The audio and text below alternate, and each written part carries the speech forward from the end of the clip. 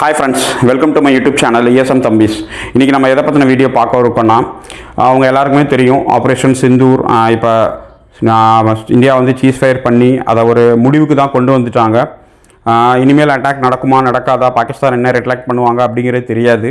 ஆனால் இந்த ஆப்ரேஷன் சிந்தூர் நடந்ததில் இருந்து நிறையா மக்கள் நிறையா வீடியோ சோஷியல் மீடியா எல்லாத்துலேயும் வந்து இந்தியன் ஆர்மி வாழ்க, இந்தியன் ஆர்மி அப்படி பண்ணிட்டாங்க, ஜெயிச்சிட்டோம் நம்ம அப்படிங்கிற மாதிரி நிறைய பாசிட்டிவ் கமெண்ட்ஸ் வந்துக்கிட்டு இருக்குது. இது ரொம்ப நல்ல விஷயம். ஆனால் ஒரு பக்கம் இந்த ஆப்ரேஷன் சிந்தூருக்கு லீவில் வந்த இராணுவ வீரர்கள் அவங்க வந்து உடனே எமர்ஜென்சி ஆயிடுச்சு வாங்க அப்படின்னு சொல்லி இராணுவத்துலேருந்து அழைப்பு வரும்போது அவங்க எந்த கஷ்டப்பட்டு ட்ரெயினில் ட்ராவல் பண்ணுறதா இருக்கட்டும், மற்ற விஷயங்களாக இருக்கட்டும், எவ்வளோ கஷ்டப்பட்டு அங்கே டியூட்டி போய் ஜாயின் பண்ண போனாங்க அப்படிங்கிறது கொஞ்சம் நீங்கள் பாருங்கள். அப்போ தான் உங்களுக்கு புரியும். ஏன்னா ஒரு எக்ஸ் சர்வீஸ் மேனுக்கும் சர்வீஸ் பர்சனுக்கும் எவ்வளவு கஷ்டங்கள் அந்த டியூட்டி டயத்தில், அதுவும் எமர்ஜென்சி ரீகால் பண்ணிட்டாங்க அப்படின்னா அவங்களுக்கு தெரியும். ஏன்னா இமீடியட்டாக வர சொல்லுவாங்க. இமீடியட்டாக வர சொல்லும் போது அவங்களுக்கு எந்தவித ட்ரெயின் ஃபெசிலிட்டிஸும் கிடைக்காது, எதுவும் பண்ணாது. இது வந்து முற்றிலும் தவறாக இருக்குது.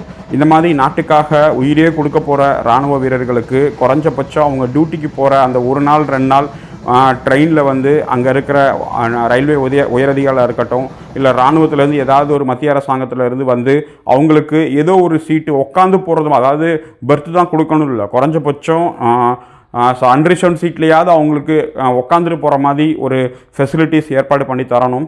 இதுக்காக நிறையா அவங்க லெட்டர்ஸ் கொடுத்துருக்காங்க, கைட்லைன்ஸ் கொடுத்துருக்காங்க. ஏன்னா என்ன கொடுத்தும் என்ன பிரயோஜனமும் கிடையாது.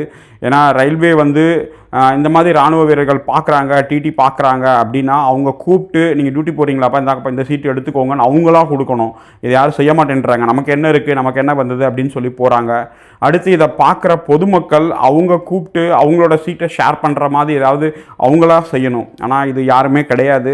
சும்மா சோஷியல் மீடியாலேயும் வாட்ஸ்அப் ஸ்டேட்டஸ்லேயும் அவங்க வந்து இந்த மாதிரி ஆர்மி ஆப்ரேஷனையும் இந்தியா பாகிஸ்தானை வார பற்றியும் போட்டுட்டு போயிடுவாங்க. உண்மையான இராணுவ வீரர்களுக்கு என்ன மரியாதை வச்சுருக்காங்க, என்ன செஞ்சுக்கிட்டு இருக்காங்க அப்படிங்கிறது, நடைமுறையில் என்ன நடந்துகிட்டு இருக்குங்கிறது தெரியும். வெறும் வீண் பேச்சுக்காக செய்யக்கூடாது. அதனால் இந்த மாதிரி விஷயங்கள் இனிமேல் நம்ம தவிர்க்கணும் அப்படிங்கிறதான் இந்த வீடியோவோட நோக்கம். குறைஞ்சபட்சம் இராணுவ வீரர்கள் எமர்ஜென்சியில் ட்ரெயினில் லீவு முடிச்சு வரும்போதோ இல்லை மற்ற நேரங்களில் போகும்போதோ நீங்கள் படுக்க இடம் கொடுக்காட்டினாலும் பரவாயில்ல, குறைஞ்சபட்சம் உட்காந்து போகிற மாதிரி ஒரு ஓரமாக இடம் கொடுத்துட்டு போனீங்கன்னா அவங்களும் அவங்க குடும்பத்துக்கு போயிட்டு வந்துடுவாங்க. இதை ரயில்வே நிர்வாகமாக இருக்கட்டும் இல்லை மத்திய அரசாங்கமாக இருக்கட்டும், இவங்களுக்காக எல்லா கோட்டாவும் இருந்து, எல்லா எம்சிஓ கோட்டாலேருந்து எல்லா கோட்டாவும் இருந்தும் எதுவுமே கிடைக்காது. ஒரு எமர்ஜென்சி சுச்சுவேஷன் வரும்போது எல்லாமே அது முடிஞ்சிடும். அப்போ பொதுமக்களும் அந்த ட்ரெயினில் ட்ராவல் பண்ணுற ரயில்வே அதிகாரிகளாக இருக்கட்டும், யாராவது இருக்கட்டும், அவங்க பார்த்து அவங்களால என்ன முடியுமோ அதை அவங்க செஞ்சாங்கன்னா நல்லாயிருக்கும்.